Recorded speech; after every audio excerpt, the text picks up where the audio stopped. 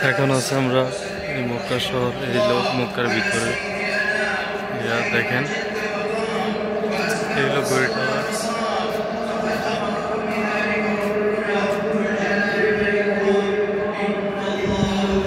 এই হলো মক্কা নগরের মক্কা, মানুষ হাজার হাজার।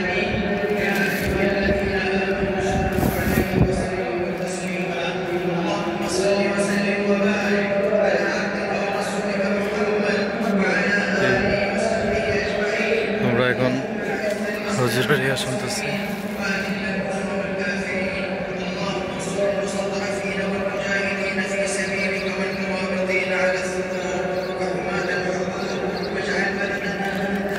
এখন আমরা যে জায়গাতে আছি এটা হলো মক্কা কাবাঘরের সাথে, ডাইরেক্টলি কাবাঘর থেকে